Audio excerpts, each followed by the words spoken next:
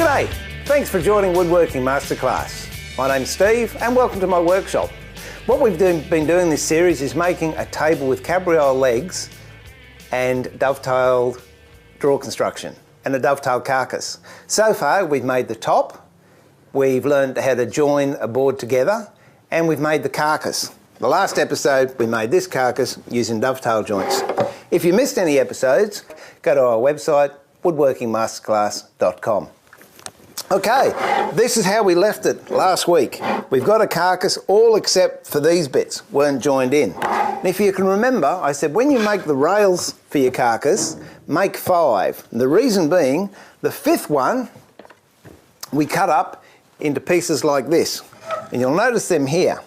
Now, on the bottom of the carcass, these are called drawer runners, and that's what the drawer actually runs on. And on the top, they're called kickers, which means when you pull the drawer half out, it doesn't tilt and fall out. So kickers, runners, but made out of the same stock that you made the rails. Easy to fit. What you've got to do is be mindful when you screw holes, make sure that the hole is a lot bigger than the screw, so it wobbles inside. The reason for that, with natural timber, it will expand and contract with changes in humidity and weather, and even wind. So what we want to do is make sure that if this expands or shrinks, it can freely do it without being inhibited by being anchored here. So how we fit them is quite simple. Just get a little bit of glue, pre-drill, and you put a little bit of glue on the end, yuck, and a little bit just in there. That's all the glue you use. So there's so I might, hope I didn't knock the mic out with that one. My wife washes my jeans. Okay, so there's a bit of glue there and there. Then we put the screw in.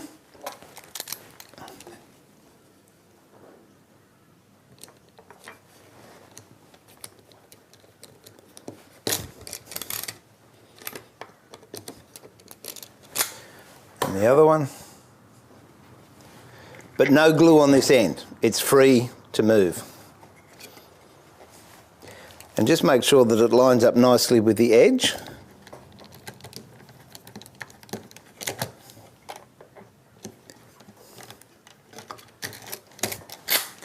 There we go. And as all true craftsmen do, especially with slot head screws, you dress the screws so they're all facing the same way. What I think's sad with Phillips head, you don't get that bit of finesse in your work anymore. Okay, so 2 kickers, 2 runners. Now we start to make the drawer. As with everything I do, when I cut something, I always cut it oversized. That allows for any mistakes that I make, and I make a lot of them, but it gives me that privilege of having another shot at it without wasting the timber. So I've got an oversized drawer front here, which I'll mark here. That's the straight edge, and I know that that's true and 90 degrees. I place that on the bottom, so that's marked the front and top, on the bottom rail, so it's nice and tight, and then I'll mark about a mil or half a mil above the opening. I'll do that on both sides. I mean, in a perfect world, everything would be dead square, just out of interest's sake. Oh, that is square, that's okay. But over 30 years of working with timber, things can go out of square with changes in weather easily. Now what we do is I transfer those marks over, and then I join them up. If they're parallel, it's no dramas, but I'll exaggerate this. If, for example, that is exaggerated, it was on a tangent, I would then line up my saw blade to the narrowest end and run a saw cut down there, which means the rest I would take off with a hand plane. So I've got one here. It's almost fitted. And I also mark on the inside a 1 and a 2, and they correspond with the rails or the sides of the drawer, so I don't get confused when I'm putting dovetails together. You can get so confused if you don't keep a nice record of things. Okay, that's a little bit tight. I think I'll just take a fraction off with my block plane. Normally I'd use a shooting plane, but I know this is square, so I can get away with using a short sole plane. Now, just take a nice little shaving off there, and that should be a good fit now. That's exactly what we want. So we've got a nice, tight, firm fit. Now we do the same with the sides. Again, I've marked these 1 and 2 to correspond with the drawer front. I cut them oversized to start with and do exactly the same as I did with that front. These I've trimmed a bit. And what I want is not a really sloppy fit, but I don't want it tight either. So it's just a question of making them, that doesn't quite fall through. So what we'll do, again, get the block plane, just take a tad off the bottom there, and we'll just try that.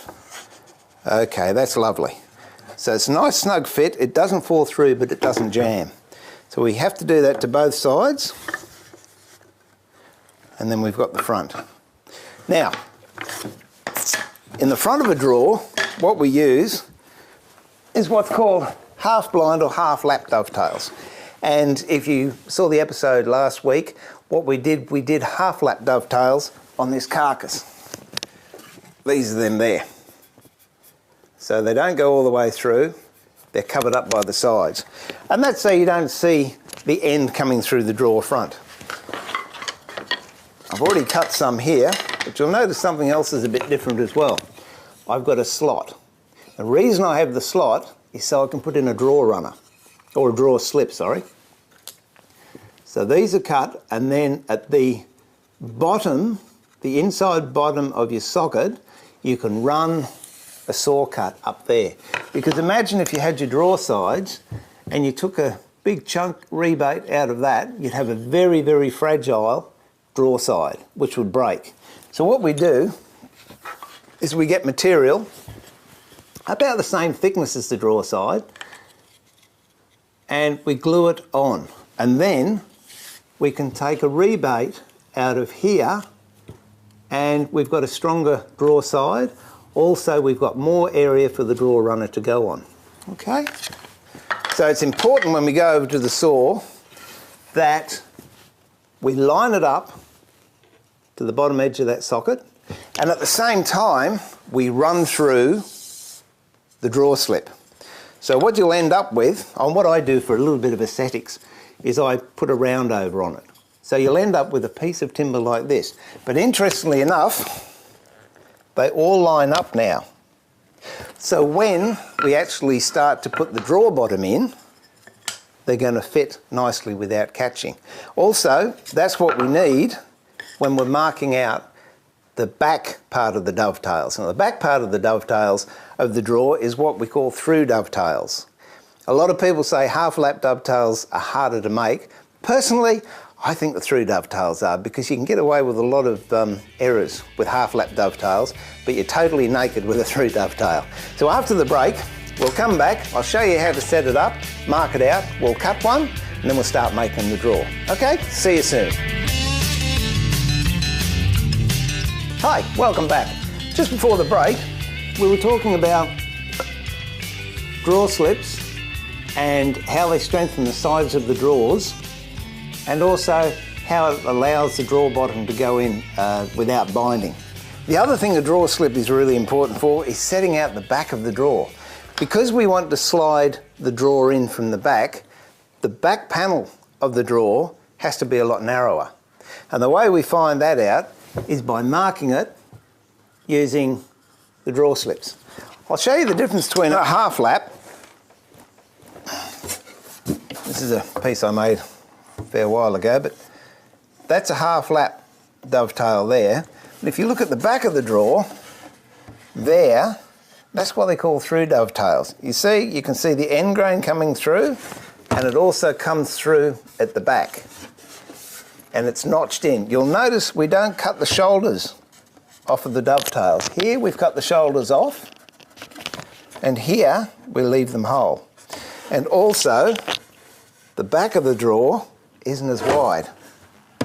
So therefore this panel can slide straight in.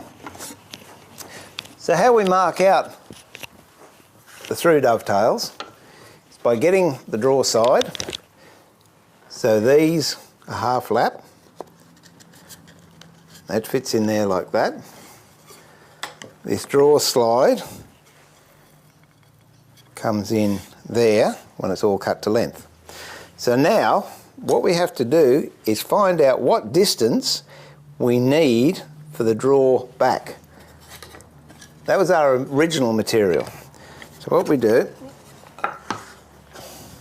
is hold that on the bottom of the drawer slide and then make a mark at the top of the rebate, which is here. So make a mark there.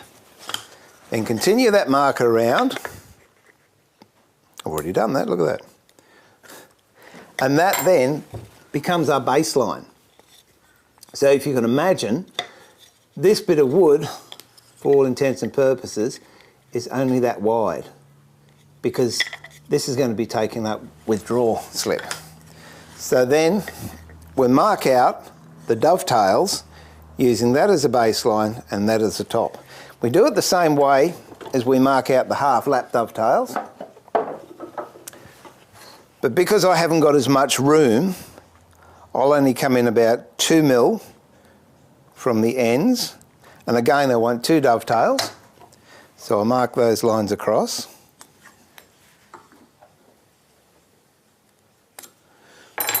So I find a number that I can divide by 2, which is, if I turn the ruler, that'll give me 30. So half of 30 is 15. That's the centre of my piece.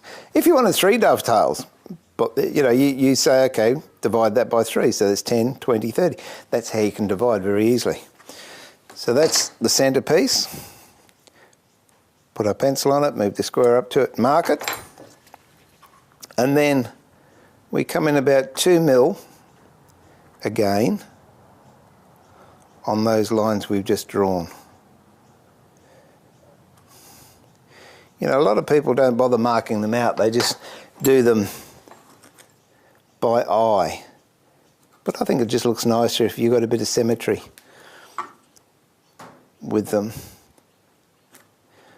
And I don't know, sometimes we all need a few guidelines. There we go, put the pencil there and mark it. Now mark that. That is waste, but we're not going to cut that. This little piece in here we are, this piece here we are, and this little piece here. Then if you're watching the episode last week, we made a dovetail jig, or if not, you can use commercially made ones. Before that, we've just got to mark out the lines. So because the side and the back are the same thickness, the marking gauge is going to be the same. So on the back, you only mark the 2 faces. Don't mark the top or the bottom, because we're not going to cut those off. So now, again, look at the face side. That's the inside, this is the outside. That's what people are going to see. So I'll put a mark here, one here, and I'm just bringing those lines that I've marked around the corner. Put your line on the mark, and then you draw from the gauge line up to the end of the piece. That way you don't overextend. Turn it over and do the other piece. Okay, there we've got 2 dovetails marked out. that's going to be waste. And because we're not cutting the shoulders off, we have to bring these indent lines back.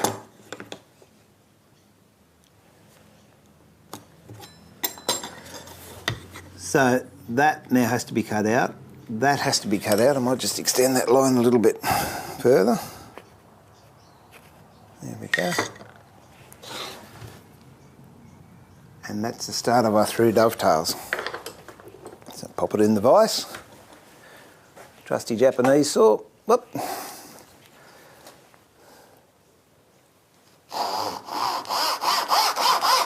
Be careful not to go through the line. And just do all the, if you're going up and down or at angle, I do them all in the one process, because then I'm not changing the angle of the saw. Be very, very careful. I got an email the other day from somebody and they wanted to know what timber I'm using. I'm actually using Queensland maple, which is a beautiful furniture timber.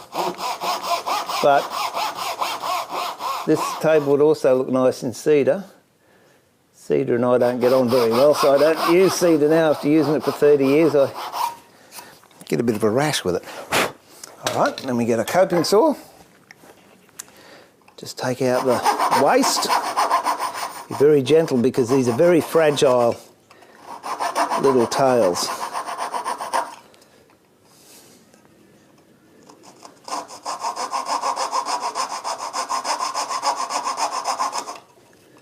Take that out.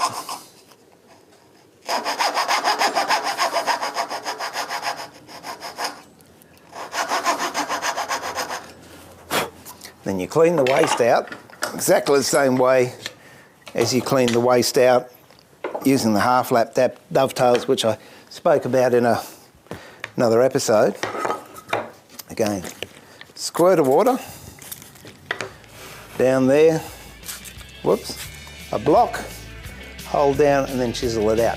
I'll do that whilst you're having a break, and when we come back to the other side, I'll show you how to transfer it onto the back of the drawer. Okay, see you soon. Welcome back. Just before the break, or during the break, I finished cutting these through dovetail for the back of the drawer we're making for this Cabriole leg side table. Now, once you've got the measurement of the through dovetails at the back, then you can saw the back of your drawer down to size. The way to do that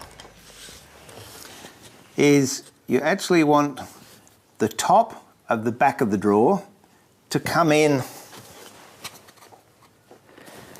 just where the top of that socket would be, and also at the bottom of this socket.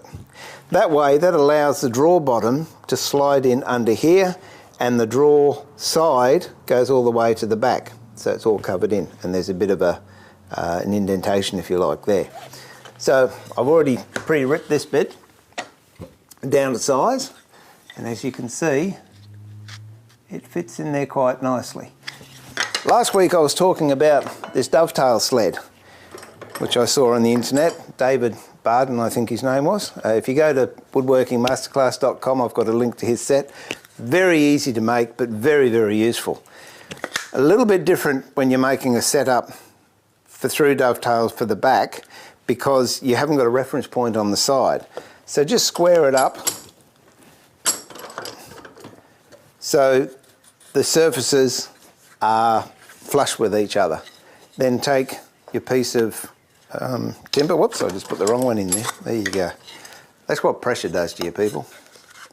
Okay, just use the back rail, pop it in there, make sure it's flush with the top of the sled, and then take the through dovetail bit and align it so the bottom of that socket lines up with the bottom of the back of the drawer, and the top part of the socket on the top of the side lines up with the top of the back. Then you slide it forward, and as I said, I don't like using a knife for marking, but in this particular case I have to, because a pencil won't fit in there. So very, very carefully mark where you want your pins to go.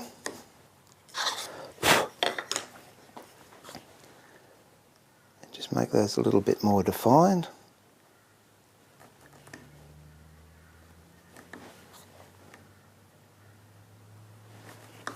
Then of course your set out with your gauges is the same as what you used on the sides. So it's along there, but don't bother marking the top because that's actually going to fit into the socket and that's going to fit into the socket. So then they just get cut and married the same way as a normal dovetail and pin setup gets put together. And you'll end up with a drawer with the lap dovetail in the front and through dovetails in the back. The other thing we have to do, because we've already pre-run the drawer slips, is check out a little bit so it'll actually fit up under the back rail, like that. If you can see that. So the top of your slip lines up with the back of the drawer, and have it nice and flush with the bottom of the drawer side.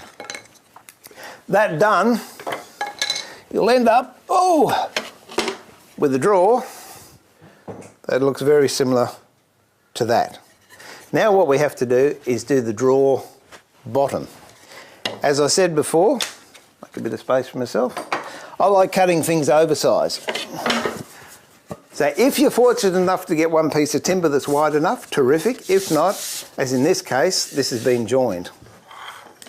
Now it's got a nice feature on the back side, have that showing in the bottom of the drawer. What I would do, and a lot of people, they would go, oh, well, that drawer's only that wide, and they'd fit it like that. You've got to join down the middle, which really I think looks a bit tacky. So for the cost of a couple of cents worth of wood, I'd move the middle of the join to the middle of the drawer. And then with a pencil, just put a mark on the inside of the drawer. And we know, because it's natural timber, we want it to expand and contract, come out about 3/8 of an inch or 10 mil there, and the depth of the slot in there, which is about 5 mil. And then if you go over to the table saw or bandsaw or whatever you choose, rip that and you'll end up with a panel the right width. Unfortunately, I have one here. So we now know that's the right width. However, I'll just hark back to this one. This slot is narrower than the drawer bottom. Now you can make it so it's the same thickness, but frankly that looks tacky as well. So what I like to do is plane a bevel on the edge. If you look here, if you can see, I've planed a bevel on the front and on the two sides. That then allows for the drawer to have a nice lot of meat and thickness, but also to slide in quite snugly. When you come to the bottom, you might just have to put a little bit of pressure on the inside or the outside just to make sure it sticks in. And you can see I've got an overhead or a protrusion here. That's on purpose because I've had one particular piece of furniture I made, and I think in a 3-year period it shrunk over 1/2 inch, so I had to make a new drawer bottom for it. So what we do, once you've got it fitted, this is a bit rough here so we can sand that out afterwards, but just get it in, line it up, then draw a pencil mark down here and a pencil mark here, and then when you take the drawer bottom out, you've got an area there where you can drill your holes so you can fit your drawer bottoms in. I like using brass screws, and if you're ever using fine brass screws, always remember to use a little bit of soap. It acts as a lubricant. Let's get the right size one. And they're countersunk, so So we just put our brass screws in, and never over tighten brass screws because you'll spin the head off quite easily. And that is the mysteries of making a drawer. So once you've got it in, whoops, it should fit in your carcass. You might have to fine tune it a little bit, just shave a little bit off the sides or whatever. Set the screws so they're all facing the same way. Get the carcass. And if everyone's smiling on us, there you have a nice drawer that's hand fitted. Okay, that's it. Steve pulling the shed door down for another week and saying, remember to keep it sharp, but please also make sure you keep it safe. Hooroo.